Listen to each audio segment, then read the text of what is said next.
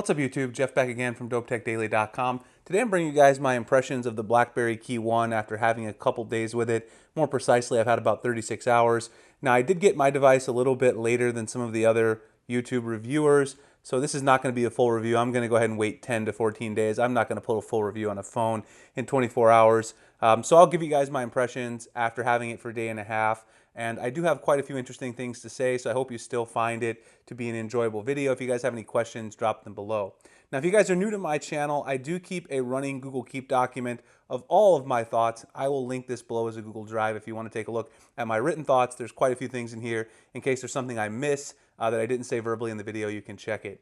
The first thing I want to talk about is the build quality on the Blackberry KEYone. I mentioned this in my unboxing. This is a very premium device here. Overall, you've got this nice matte back. You can see it does collect a little bit of grease from your fingers. Not fingerprints, but you will see a little bit of difference there, just in case that bothers you. It doesn't bother me really at all. It's very well made. The metal on the outside, the construction, just very, very easy to use. The phone, it's got curved bottoms here, so the very bottom pieces are curved so that it contours very nicely when you're typing on the keyboard. I honestly feel this thing is built like a tank, which is what I said in my written notes. If you drop this or you bang it around, this thing is going to take a lot of wear and tear over time, and also feels like a premium smartphone device that you'll be able to use for years to come. The buttons feel very responsive, both the volume and the power rocker, the convenience key, all of those feel excellent. The keyboard, which I'll talk about the features of it later in the video, but the keyboard is fantastic, has a lot of clickiness, a lot of travel, exactly what you would like if you are a Blackberry user. You can use this keyboard super fast. I love using the keyboard, even though I am so used to swiping on a touchscreen. I've still found it very easy to get adjusted. Anybody coming from a traditional Blackberry device will be very happy. One thing I will mention about the build quality, this is a pre-production unit, so not a huge issue. It's probably hard to see in the video, but my V and my B key at the bottom are a little less backlit than the other keys, so perhaps not quite fully even backlighting. But again, it's a pre-production unit. This thing is not going to release for a few more weeks here in the US, so I'm not too concerned about that, but just something that I noticed in the last couple days. That's the build quality. The next thing that I want to talk about is the battery life. Now again, I've only had it for 36 hours. I'll show you guys screenshots that I took really quick of the battery life, and I'll post these below if you want to take a look at them. The screenshots probably don't reveal too much. This is when I did the first charge cycle, 4 hours and 17 minutes screen on time. As you guys can see right there at the top, I had 9% remaining, so about 4.5 hours screen on time if you project that out. Now I did let it sit overnight on standby, and also this was my first charge cycle, so I ran a lot of benchmarks, playing some games, using the camera super heavily, getting all of my apps onto the phone, setting everything up. So obviously I was running it a little bit heavier than normal. Obviously it also needs some time to settle in, so I wouldn't say this is indicative of the battery life you're going to get. I've heard from people who've used it for multiple cycles, you get about 6 to 7 hours. That's probably about right, because that's what I was getting on the Moto G5 Plus, which also has the Snapdragon 625 inside. I'll talk a little bit about those comparisons later. The charging is quite quick. I went from the 9% back up to 100 in just over an hour and a half, so not too bad with the Quick Charge 3.0. It does have that big 3505 milliamp hour battery, so you got to keep that in mind when you are trying to charge it. The next thing is the software. So there's quite a few things I want to talk about with the software. First of all, you've got everything that you would expect if you're a traditional Blackberry user. All the Blackberry apps here. You've got BBM, you've got your productivity hub, you've got everything that you would expect, detect software, password manager. There's a lot of stuff for the Blackberry loyalists in here. You can go over to shortcuts as well and add all kinds of great shortcuts for work, anything from communications, calendar, contact, phones. These are all things that you can add to the home screen just like you would any other traditional icon, in addition to doing things like direct message, driving mode, various other features that you might want to use in the phone.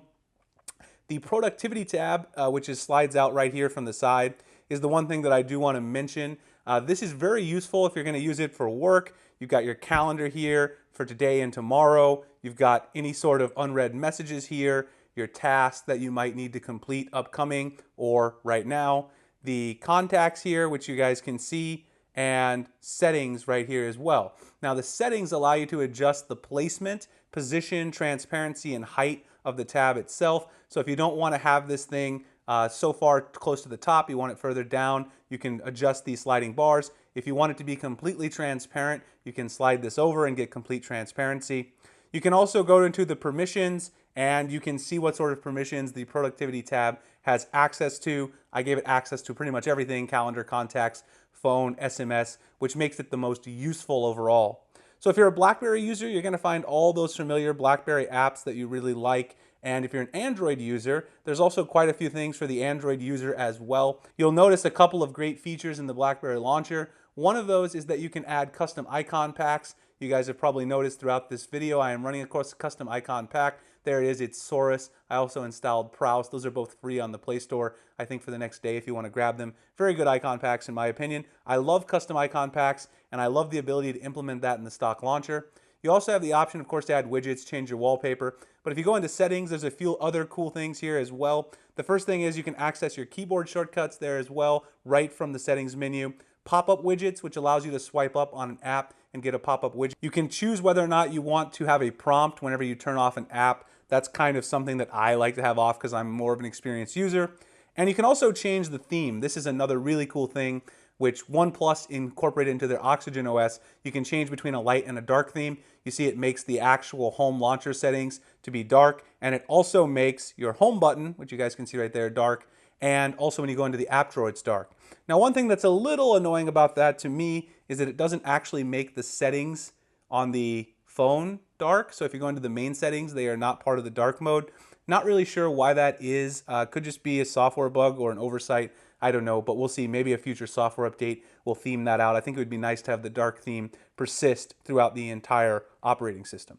But otherwise, very smooth software. Basically, BlackBerry did a great job of incorporating their own services on top of a very close to stock build of Android 7.1.1. And I like the software quite a bit. They've done some nice customization here to make it useful for BlackBerry users as well as Android users. So again, I have a lot of nice comments there if you guys want to check those out. Keyboard features. So there's a lot of stuff in the keyboard features to talk about. The first thing is you can obviously do shortcuts. So if you want to get to your browser, I've set it to long press, opens up Chrome. You can also set on your keyboard lots of other options from within settings. So let's go into the settings and I'll show you guys just a few of them. There's way too many on this phone to mention. This is one of the key features, obviously. You can go into the current keyboard, change your virtual keyboard if you want. The physical keyboard, though, is where a lot of people are going to be interested. The physical keyboard gestures, again, I mentioned before, you're able to scroll through things using your keyboard. So you can actually use your keyboard as a scrolling pad. For instance, in Twitter, you guys can see here, I can scroll right through my Twitter feed, which is a really nice feature to have as well. A lot of the other advanced settings that are within your keyboard, if you go here to the top, you've got your personal dictionary. You can add things to that. BlackBerry spell checker, which is very good in my experience. And then if you go into keyboard settings here, go to the BlackBerry keyboard, there's even more that you can play around with. You've got prediction and correction, add to your personal dictionary, word substitution, restricted words, everything that you expect from the great BlackBerry keyboard, which we saw in the Priv.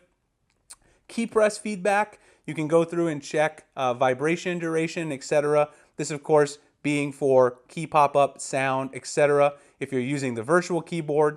The statistics, this shows you all of the words you've typed, the words it's learned in the prediction and correction. Really nice feature if you're a nerd like me and you want to check out the stats. And if you're using the virtual keyboard, you can go to type by swiping, use that as well. Also in advanced, there's a lot of other stuff. Dictation, the language key, spacebar to switch language. You can change your currency key if you're not from the US, you want to use British pounds or something like that.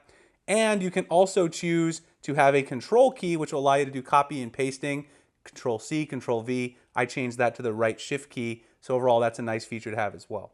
So a lot of things to say about the keyboard. There's a lot of cool stuff you can do with it. Use it as a scroller, use it as a hotkey for mapping all these sorts of shortcuts. If you get used to it, it's going to be very fast and efficient. And I think BlackBerry users are going to be really impressed with the travel, the clickiness of the keys, the size. It's very familiar if you're coming from a traditional BlackBerry device. The next thing is the performance of the Snapdragon 625. I'll keep this short. It's very close to the Moto G5 Plus. Everyday tasks are very snappy. The animations going from home to the app drawer are a little long, but obviously you can turn that down in developer options, so that's not really a big deal. I had no problems navigating from task to task when it was basic stuff like email, messages, Hangouts, etc., the browser. I did have some problems in the very beginning when I was navigating between big apps such as games, benchmarking and camera, etc. That's to be expected though with the 625, it's not a huge deal. Playing games on this device isn't bad. It really depends on the game itself. If you're playing something like Super Mario Run, I had absolutely no problem with that. I also played a couple other games like One More Line. Things like Vainglory or more intense games, they are going to be a little bit slower to load. You may have a few drop frames. They're still playable. I played a lot of Vainglory on the Moto G5 Plus and found that it's really not the same experience you get with a flagship phone, but I don't think that's too unexpected and not really an issue. The main key is the 625 is so battery efficient when you're doing day-to-day activities that that's what we should really probably be worried about with this phone, and I think that there it really excels with the actual fluidity of the phone. I will run some benchmarks and post them a little bit further in my full review. Again, just had a little bit of time to play with it so far, so those are some preliminary thoughts, and you can read the rest of them in the link below at the full written review. Camera. Now, a lot of things to say about the camera here. The camera quality on this phone has been pretty impressive so far in good lighting. I'll go through and show you guys a few of the photos that I took on the Blackberry KEYOne. So let's go to the camera. Some of these are blurry shots, but some of them are very good. This is one I took inside earlier at dinner. Very good detail on this shot inside. It's a little soft around the edges, but not too bad. I think the color is quite good. I took some comparison shots to the Pixel, the Galaxy S8. I will do a full comparison later. Don't want to talk too much about it here to make the video super long. Another shot of the Galaxy S8, the VRS design. Good detail on the inside there. This shot I took in the garage of my car. You'll notice it's a little dark, especially aside from the car itself. I will show a picture that I compared this to the Pixel in a future video. The Pixel much brighter on the outside. So it does appear the HDR Plus on the Pixel a little more impressive than the software processing on the Blackberry KEYOne, even though they have the same sensor. I took a couple of pictures using the camera mode that allows you to take a picture only once the object is in focus. It's kind of a nice mode. You can see it definitely captured the detail in this particular photo, made sure the object was in focus. That is a nice mode to have, but it does slow down the overall process of taking a picture and the shutter speed. You guys can see these macros do have good color, good detail, all of these mostly in bright lighting. So again, a great camera in my opinion so far, taking some preliminary photos. I'll link some of these below. The macros seem quite good. The sensor is again the same as the Pixel, so you're getting that good quality, but the software not quite up to par with the Pixel. I will compare again the full photos to the Galaxy S8 and Pixel. I would say the S8 and Pixel in summary have better low light performance, but this phone is very close if you're taking pictures in ideal lighting conditions. A couple other things to talk about with the camera if we go into the actual app itself. The camera app itself, you can of course save things to your media card if you want. I'm going to talk about the SD card more in a minute.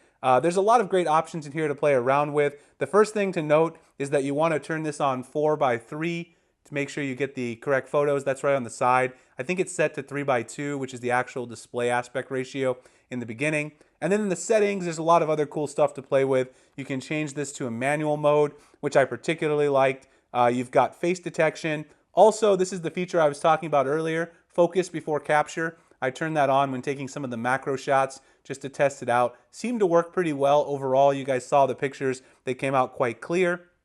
I haven't had much of a chance to play around with the video yet. It does have nice stabilization on the front-facing cam, so I'm going to try to do a car vlog in the future so I can show you guys some of the video features. And then the manual mode on here is actually one of the better manual modes I've seen. One thing I really like about the manual mode on here is you can actually custom choose from each of the features and choose if you want to turn it to auto or manual over here on the side. So you can see each of the features you can choose to turn to auto or manual just by tapping. That way you can only refine the things that you want to control. If you want to have most of the settings to manual, control some of the other settings yourself. It's definitely a nice feature. Overall, I think I like the camera interface quite a bit. I think it's pretty impressive, the number of options that you get, the number of modes. It also has a wide-angle selfie mode. I didn't take too many selfies.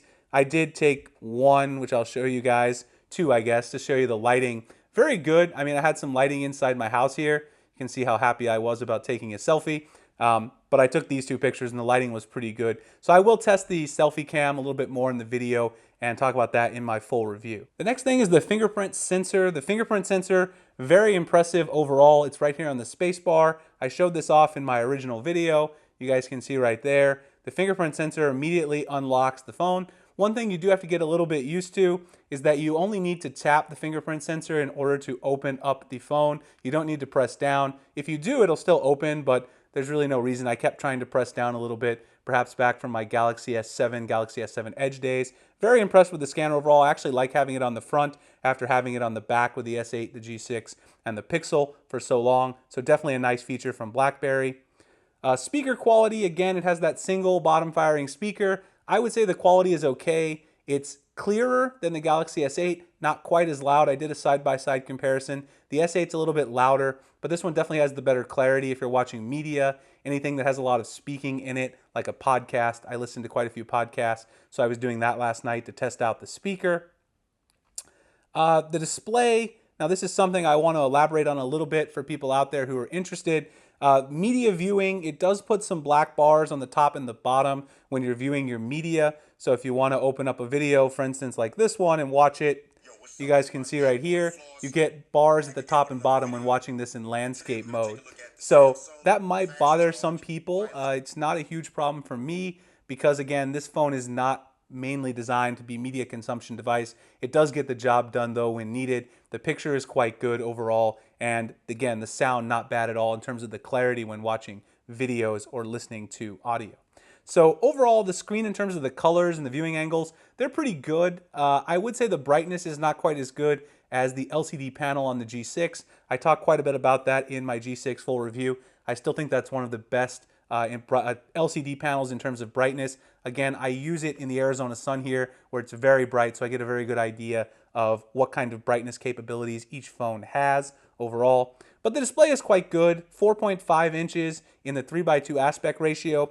One thing that I really did want to mention is that, again, if you're playing games at this aspect ratio, especially in landscape games like Vainglory that require that sort of landscape play, it can be a little bit weird if you're playing things like Pokemon Go, Super Mario Run. I was able to play those pretty comfortably in portrait orientation with no problem.